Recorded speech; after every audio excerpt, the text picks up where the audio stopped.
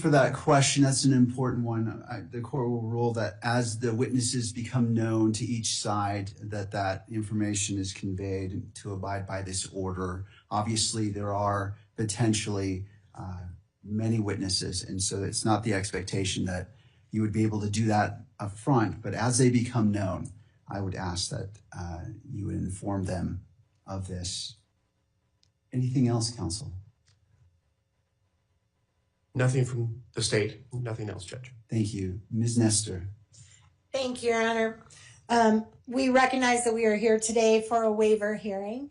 It is not our intent to waive a preliminary hearing in this matter.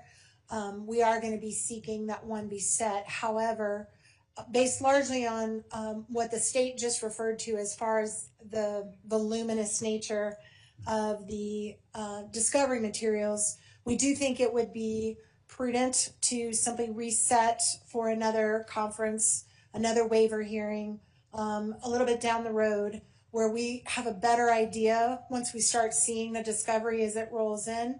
I do recognize we're going to be getting that first batch in 5 days, but it's my understanding from our meeting today that there is massive amounts of digital that is going to be coming, and until we can kind of get our heads around exactly what we're dealing with and how much we need to process, it's going to be difficult for us to give you a reasonable expectation of when we will be ready to do the prelims. So we're asking today that we put that decision off, and maybe we could check in 30 to 60 days and just kind of let the court know where we're at and how much we're looking at and how much time we may need to set a preliminary hearing.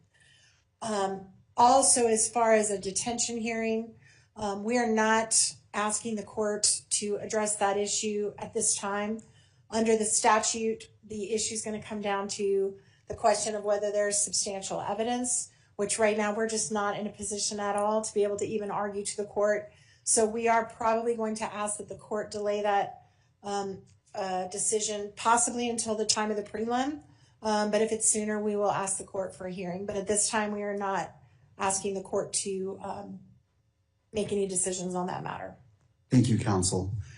In regards to the next hearing date, how about October 30th at 10 a.m.? That works for the state, Your Honor. Thank you. All right. That's fine for the defense, Your Honor. All right. Now, as we're at the beginning, anything further from counsel from either side? No, Your Honor. Thank you. No, Your Honor. Thank you.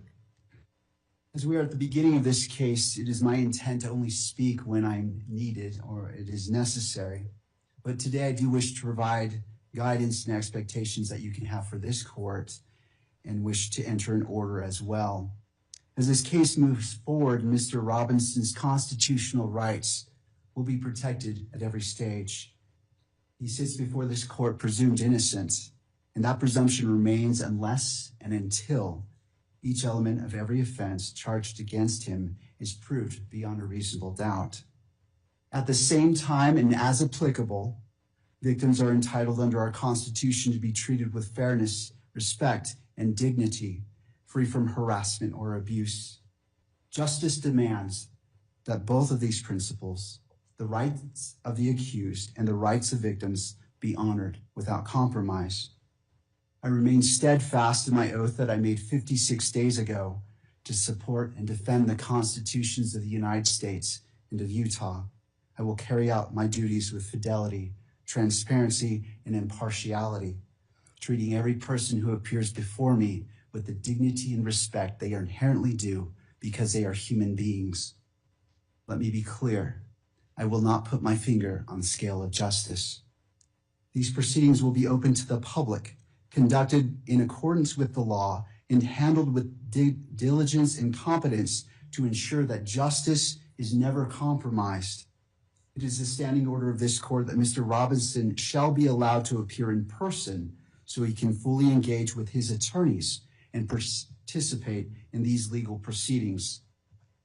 Also, regardless of who is watching, whether it is the nation or a single individual, we must fulfill our roles with integrity, civility, and diligence.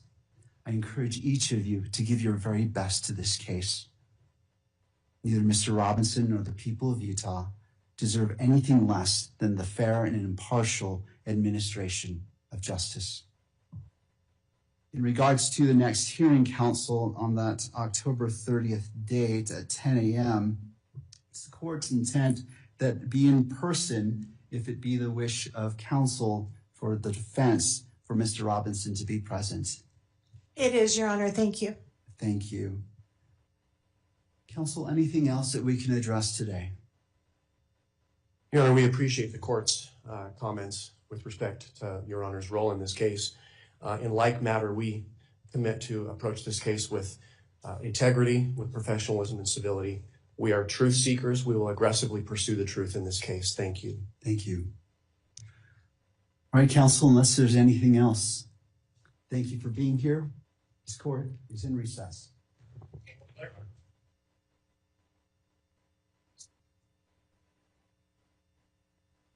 Stand by.